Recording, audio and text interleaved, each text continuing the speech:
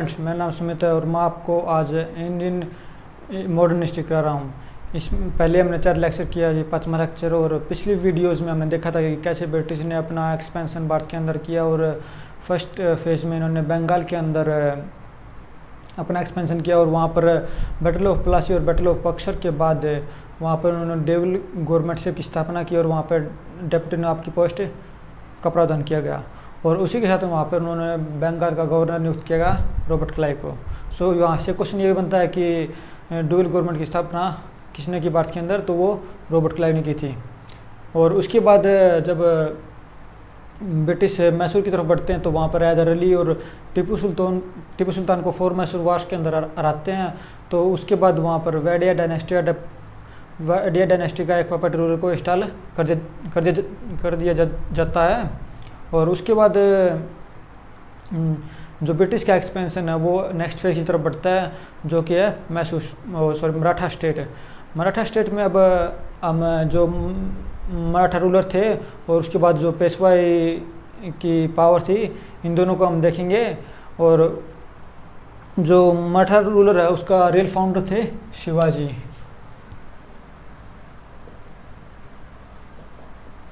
जो मराठा रूलर है उनके जो मराठा एम्पायर है उनका रियल फाउंडर शिवाजी थे। और पहले हम इन शिवाजी की फैमिली का स्ट्रक्चर देखते हैं, फिर हम इनके बारे में बात करेंगे। जो शिवाजी है, शिवाजी की फैमिली स्ट्रक्चर में इनके पिताजी का नाम था शाहू जी और इनकी माताजी का नाम था जीजाबाई। ये काफ़ी बार क्वेश्चन पूछा भी जा चुका कि शिवाजी के माताजी का नाम क्या था और शिवाजी के पिताजी का नाम क्या था। शाहू जी और जीजाबाई, एसएससी ने बार बार पूछ चुका है। और उसके बाद शिवाजी के 2 बेटे थे, एक था राजा राम और दूसरा था संभाजी। संभाजी के बाद उनके बेटे रूल करते हैं जो थे शाहू जी सेकेंड।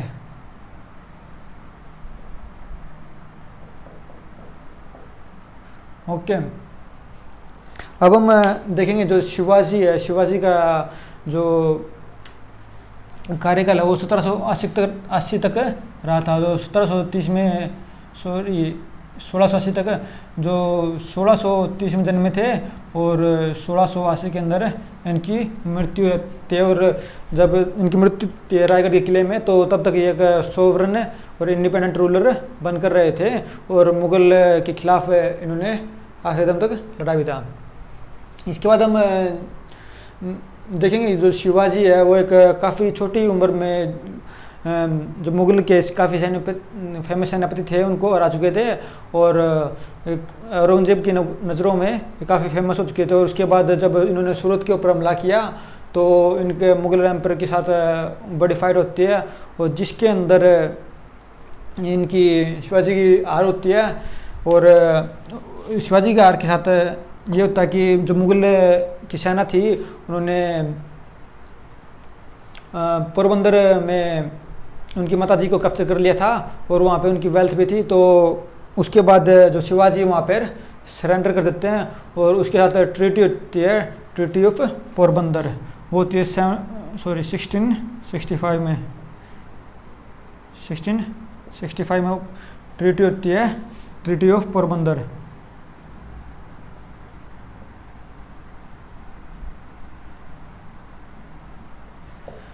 इस ट्रीटी में शिवाजी क्या करते हैं कि शिवाजी के पास 35 फोर्ट्स या किले थे जो उनके कंट्रोल में थे। उनमें से 23 किले ये मुगल्स को सरेंडर कर देते हैं। और उसी के साथ उनकी नेक्स्ट कंडीशन में ये था कि भाई ये जो साउथ में जो मुगल एम्पायर उनको एक्सपेंड करने में मदद भी करेंगे और उसी के साथ उनको आगरा के अंदर हाउस अरेस्ट या कन्फाइन भी कर दिया जाता है। उन्होंने क्या कहते हैं फर्स्ट 23 फोर्ट्स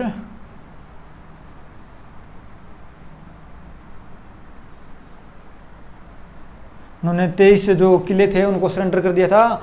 और इन्होंने एक अंग्रेज़ों की मदद की थी कि भाई साउथ में इनका एक्सपैंड करने में, ये इनकी ट्रीटी की शर्तें थी।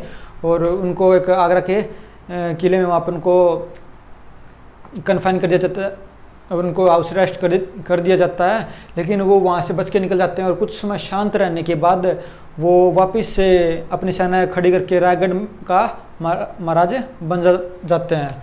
और 1774 के अंदर वो रायगढ़ के अंदर दोबारा उठते हैं अपनी सेना को लेकर।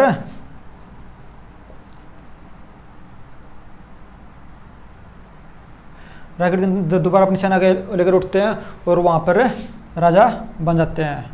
और इसी के साथ वहाँ पर वो एक उपाधि भी लेते हैं, वो छत्रपति की उपाधि, इसलिए उनको छत्रपति शिवाजी कहा जाता है। छत्रपति की उपाधि लेते हैं। छत्रपति का मतलब है कि सोवरन, इंडिपेंडेंट, मतलब किसी भी आउटर कंट्रोल के, विदाउट आउटर कंट्रोल, किसी बाहरी कंट्रोल के इन्फ्लुएंस में ना आते हुए वो अपना राज्य इंडिपेंडेंटली चलाते हैं। छत्रपति का मतलब सोवरन होता है। ओके, और इंडिपेंडेंट।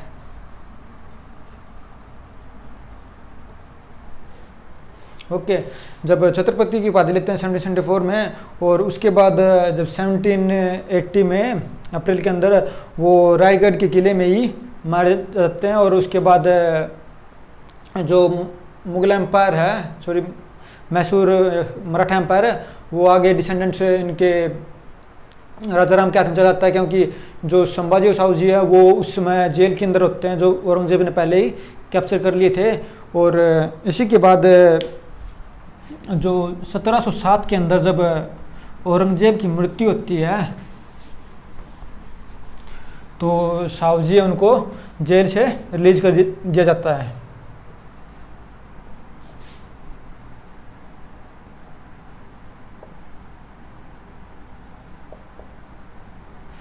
जो औरंगजेब 1707 के अंदर मर जाता था, मृत्यु होने के बाद जो साहू जी है ना, उनको जेल से रिलीज कर दिया जाता है उनके बेटे के द्वारा।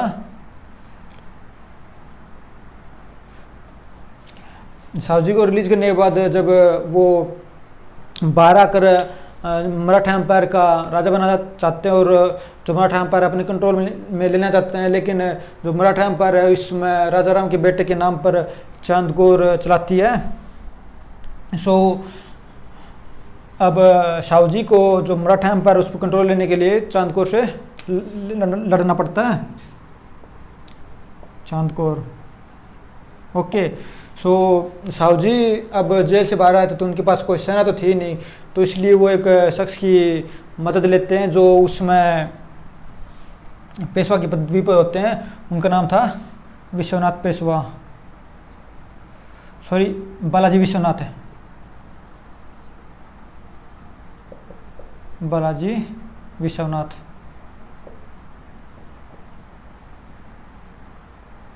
ओके, बालाजी विश्वनाथ की मदद से ये दोनों मिलकर चांदकोर को देते हैं और जो राजपाट है मराठा एम्पायर का वो शाहू जी के अंडर आ जाता है। और इसके बाद 1713 के बाद जो मराठा एम्पायर है वो शाहू जी के कंट्रोल में आ जाता है और उसके बाद जो शाहू जी का रूल स्टार्ट होता है। और इसके बाद जो बालाजी के पास पेशवा पदवी होती है और वो ये जो पेशवा पदवी है उनको हेरिडेटरी बना देते हैं।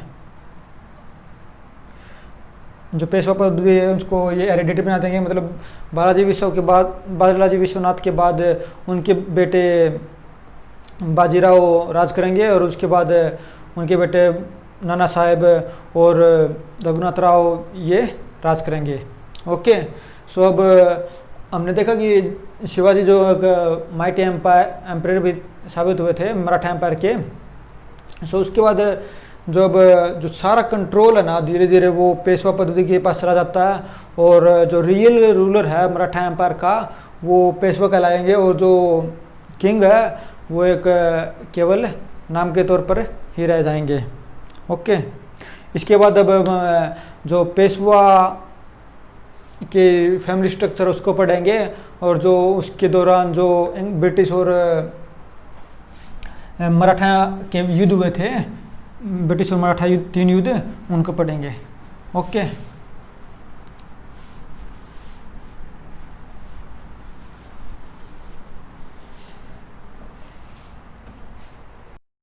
हम जो पेशवा की फैमिली स्ट्रक्चर है उनको पढ़ेंगे और कैसे उन्होंने मराठा एम्पायर को कंट्रोल किया था, और उनकी जो फैमिली स्ट्रक्चर उनको देखते हैं।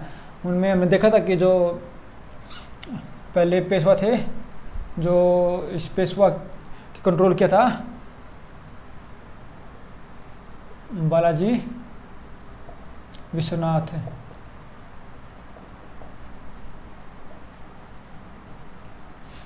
बालाजी विश्वनाथ ने साहूजी का साथ देकर जो मराठा एम्पायर था वो साहूजी के कंट्रोल में आता है और साहूजी मराठा एम्पायर के किंग बन जाते हैं।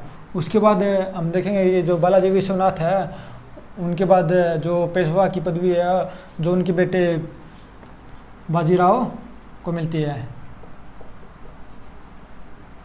बाजीराव फर्स्ट, बाजीराव ये इनके ऊपर जो हमारी बाजीराव मस्तानी मूवी बनी है, ये रणवीर सिंह उनमें एक्टर थे, ये इन्हीं के ऊपर बनी है। और इसके बाजीराव के बाद जो रूलर थे इनके जो बेटे वो थे रघुनाथ राव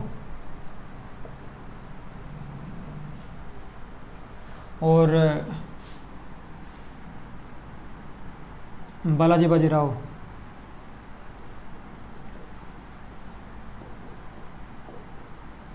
बालाजी बाजीराव और इसको नाना साहब भी बोलते हैं, नाना साहेब।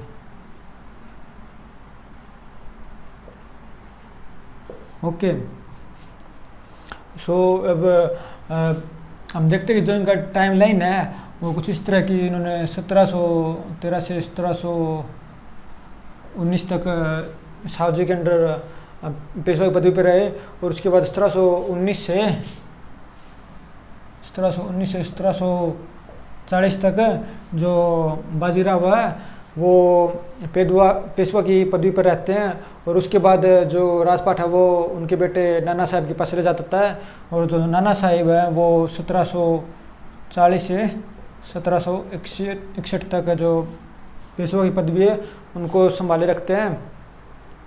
और हमने अब तक 1761 के बाद इन्हीं की लीडरशिप में जो युद्ध था वो लड़ा गया था कहाँ पर, पानीपत का तीसरा युद्ध 1761 में हुआ जो अहमद शाह अब्दाली के खिलाफ लड़ा गया था।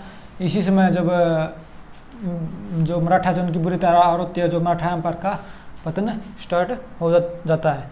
सो उसके बाद जब इनके नेक्स्ट रूलर रहे थे इनके बेटे माधवराव।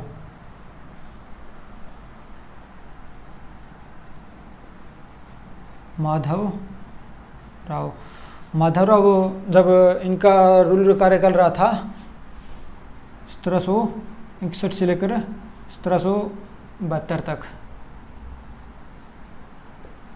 यहीं पर इनका एक और कॉन्फ्लिक्ट स्टार्ट होता है कि रघुनाथ राव भी अब ये देखते हैं कि जो इनके कज़न इनके मतलब इनके भाई हैं उनका रूल चलता रहता है, लेकिन जो इनका खुद का रूल एम्पायर में नहीं आ पाता, तो ये भी यहाँ पर कॉन्स्पिरेसी स्टार्ट करते हैं। और जब माधवराव के बाद डेथ के बाद इनके माधवराव के छोटे भाई हैं नारायण राव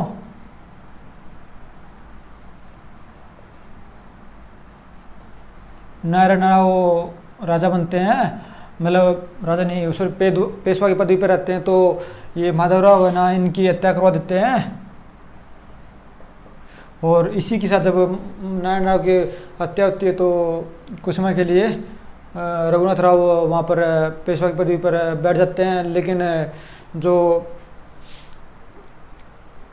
बराबाई की सभा थी नाना फडणवीस के द्वारा, इन्होंने जो नारायण राव है उनके पुत्र सवाई माधवराव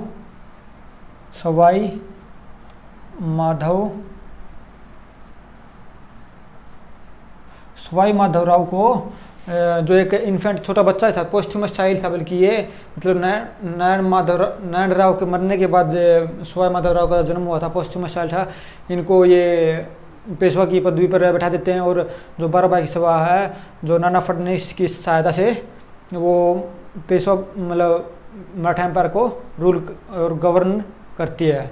सो अब देखते हैं कि रघुनाथ राव को फिर भी ये उन्होंने इनके हत्या भी करवाया, फिर भी रघुनाथ राव को ये पेशवा की पदवी मिली नहीं और सो इससे इनके बीच में रिफ्ट और बढ़ जाएगा। सो अब जो माधवराव है इसको हम माधवराव सेकंड बोलते हैं, माधवराव सेकंड बोलते हैं इसको। सो अब रघुनाथराव को जब ये पदवी मिली नहीं तो ये क्या करें कि ये अंग्रेज़ों के पास जाते हैं और एक अंग्रेज़ों के साथ ट्रीटी करते हैं, treaty of Surat. Treaty of Surat, इस ट्रीटी ऑफ सूरत करते हैं ब्रिटिश के साथ है। और उसके ट्रीटी में सूरत में इनको सात सेठ की टाइटल दी जाती है और बदले में जो ब्रिटिश है इनको पेशवा की पदवी पर बिठाने में मदद करते हैं।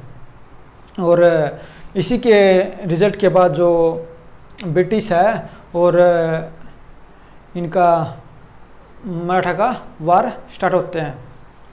ओके, सो अब जब सूरत की ट्रीटी होती है जो रघुनाथ राव और ब्रिटिश के मध्य होती है, British EIC east India company के बीच में होती है ट्रीटी ऑफ सूरत। सो उसमें ब्रिटिश माधवराव की सहायता करते हैं पेशवा की पदवी पर बैठाने के लिए।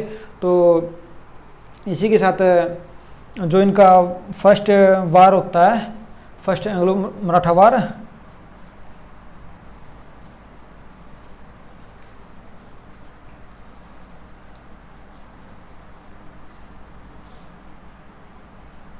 फर्स्ट एंग्लो मराठा वार तो वो चलता है 1775 से 1782 तक। जो फर्स्ट एंग्लो और मराठा वार हुआ था 1775 से 1782 तक है, उसका रिजल्ट ये होता है कि जो ब्रिटिश और मराठा के बीच में संधि होती है वो होती है सालबाई की संधि। और उस सालबाई की संधि में ये डिसाइड होता है कि इनके बीच में स्टेटस की जो स्थिति है वो बनाए रखी जाएगी और जो स्थिति रखी जाएगी और सारा फोकस जो मैसूर राज्य है उसके ऊपर किया जाएगा। और जो मराठा और इंग्लिश एक साथ होकर मैसूर के साथ लड़ते हैं। ओके, लेकिन अब फर्स्ट मैसूर वार के बाद जो सेकंड एंग्लो ब्रिटिश एंग्लो और मराठा वार हुआ था, उसके अंदर क्या हुआ था कि जो यहाँ के लोकल सरदार थे मराठा के, वो आपस में लड़ते हैं और उनमें से कुछ ब्रिटिश की सहायता लेते हैं और जिसके कारण सेकंड एंग्लो मराठा वार होता है। और सेकंड एंग्लो मराठा वार चलता है, सेकंड एंग्लो मराठा वार, सेकंड एंग्लो मराठा वार चलता है 1803 से 1806 तक। ओके, 1803 से 1806 के अंदर ये सिंगल एंग्लो मराठा वार लड़ा जाता है। और जो इस समय जो पेशवाई थी वो काफ़ी कमज़ोर हो चुकी थी और बेसिकली 1761 के बाद ही, जो 1761 में पानीपत के युद्ध के बाद जो मनसा अब्दाली के खिलाफ होता है, उसी के बाद जो पेशवाशिप थी वो काफ़ी कमज़ोर हो जाती है और ये आपस में भी लड़ते रहते हैं और इनके साथ ब्रिटिश के साथ युद्ध होते रहते हैं। सो अब नाम मात्र का रूल रह जाता है। और इसी के बाद जब रघुनाथ राव उनके बेटे बाजीराव सेकंड है, उनको जब मराठा का लीडर बनाया जाता है और मराठा की जो पेशवा होते हैं उनके ऊपर बैठाया जाता है। और सो अब बाजीराव सेकंड वो एक पपेट पेशवाई बनकर रह जाते हैं। और उसके बाद जब थर्ड एंग्लो मराठा वार होगा, उसी के साथ ही जो पेशवा पदवी है वो समाप्त कर दी जाएगी। सो जो थर्ड एंग्लो मैसूर वार हुआ था,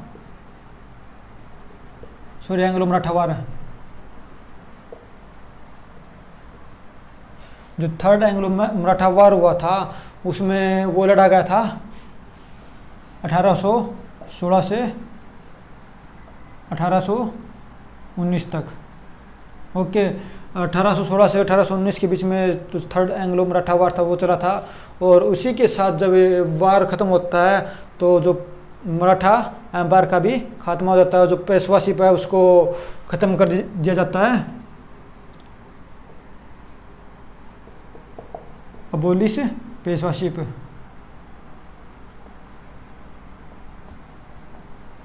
जो पेशवाशिप है उसको ख़त्म कर दिया जाता है और जो मराठा एम्पायर है वो ब्रिटिश के अंदर ही मिला लिया जाता है। और इसी के बाद जो मराठा एम्पायर का पतन भी हो जाता है। इसके बाद हम जो सिख एम्पायर है वो पढ़ेंगे। सो मैं आपको एक लिटिल रिकैप कर देता हूँ कि जैसे कि बालाजी विश्वनाथ जो 1713 से 1719 तक रहे थे, उसके बाद बाजीराव फर्स्ट आए थे जो 1719 से 1740 तक राज किया उन्होंने, जिसके ऊपर बाजीराव मस्तानी मूवी बनी है। सो उसके बाद जो हमारे दो रूलर थे, सॉरी उसके दो पुत्र थे, एक रघुनाथ राव और दूसरे थे बालाजी बाजीराव, और उनको नाना साहब भी कहते हैं। और उनका रूल चला था 1740 से 1761 तक।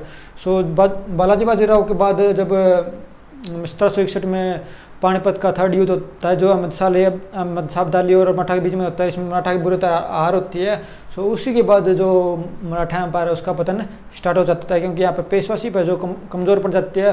और जो यहाँ पर लोकल सरदार थे जो होलकर और ये सारे आपस में इंडिपेंडेंट शो करने लगते हैं कि हम साहब इंडिपेंडेंट है, और जो सेंट्रल लीडरशिप थी पेशवा की उसको नकारने लग जाते हैं। सो उसी के बाद जो हमारे नेक्स्ट रूलर हुए थे बालाजी बाजीराव के बाद माधवराव। जब माधवराव की मृत्यु के बाद नारायण राव बनते हैं, तो वहाँ पर दूसरी साइड इनके चाचा जी वो पसंद नहीं करते और वो भी यहाँ पे लीडर बनाना चाहते हैं। तो नारायण राव की मृत्यु हो जाती है उनके 1 साल राज करने के बाद ही।